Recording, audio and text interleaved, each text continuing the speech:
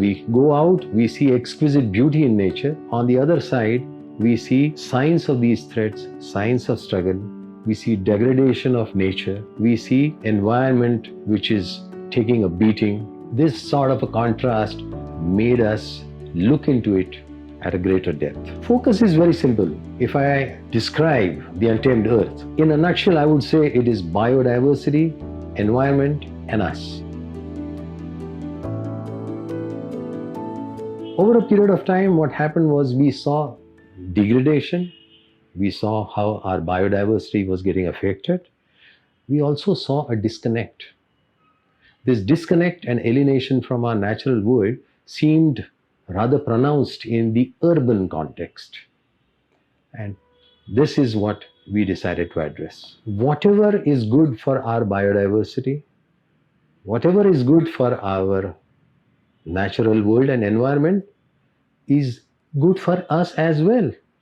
So it makes extreme practical sense, I should say selfish sense, to work for conservation. Awareness is 90% solution, and education is the key. So all our activities are guided by this principle. Our focus is generating awareness and educating.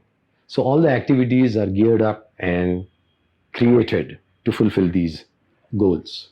So we have a diverse spectrum. We have lectures. These lectures are by experts from the subject, but they're also from citizen scientists.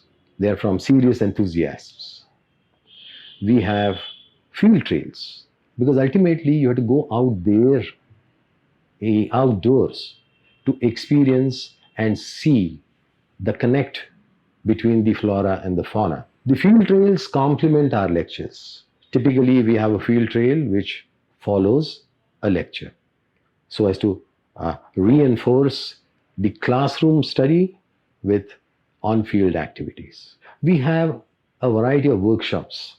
For example, we have a workshop on composting that takes care of all the green, I shouldn't say waste, green gold, which would otherwise be trashed.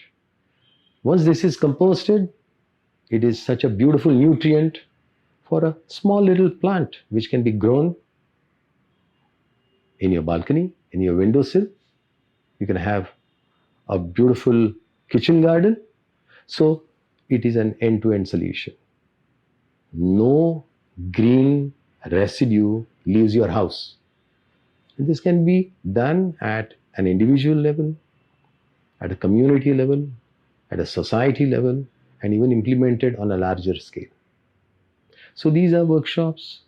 Then there are workshops on recycling and upcycling. We have taken these workshops to schools, getting children involved in these activities.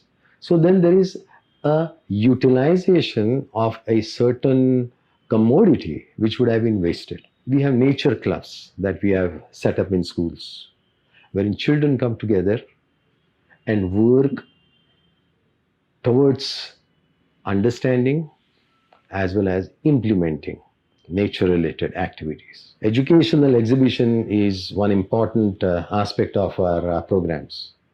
Now, when I say exhibitions, typically the exhibition is not a display of photographs. To us, when I take a picture, for a photographer, the journey ends with an image. For us, the journey begins after we take an image, because then we want to know a little bit more about the species and its space in an ecosystem. So that is our focus, and via our exhibitions, this is what we like to present. So our photographic exhibition, though I call it photographic, because there are images.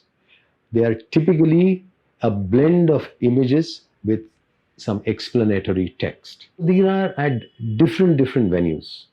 We, on our own, conducted series of lectures. So these series of lectures were at a designated auditorium in central Mumbai, Dadar area.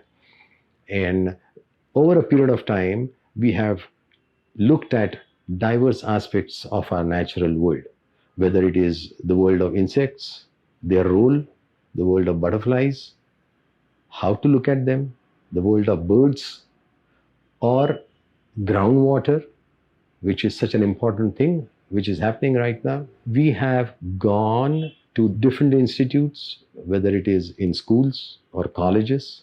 One experience was that we were told that yes, we will let the science students know about this lecture because it's got something to do with biodiversity and environment. And then I told the principal, I said, no, I want even the arts students and even the commerce students because they breathe the same air. So we've gone to schools, we've gone to colleges, we've gone to technology institutes, we've gone to corporate entities.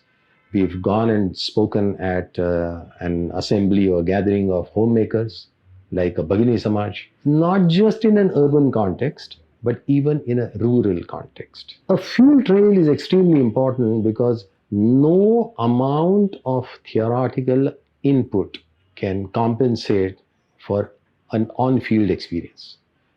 The sheer experience of going out, tracking a bird, identifying a bird by its calls or its behavior, or looking at a butterfly or a plant for that matter, it has to be done on field. Fortunately, in Mumbai, we have some amazing areas like the Maharashtra Nature Park at Dharavi or the National Park. The beaches will offer you enough opportunities to capture migratory birds, especially the waders. And our trails take our participants to these different areas. Our magazine, the Untamed Earth, or Vanyadhara as we call it, was a bilingual. That's how the name Vanyadhara. It was in Marathi as well as in English. And the contributors were, on one hand, quite a few children. And they shared their personal experiences. We have these direct programs wherein people attend our physical meets. We also have the web meets. And I think over a period of time, even before the organization was a formally registered organization, our activities they were on, we must have easily interacted with thousands of individuals, students and adults alike. Our documentation finds its way on appropriate platforms. Like some of the research that we did into a heronry at Dadar. Those findings were presented at a conference. We presented that during the conference of Maharashtra Pakshimitra, the mantra of conservation, which we use for all our programs. It's become cliche. We have used it very often, but we make people repeat. And we say, and we mean it, reduce, reuse, and recycle. We also add one more R there, and that is refuse. And that makes us an enlightened consumer.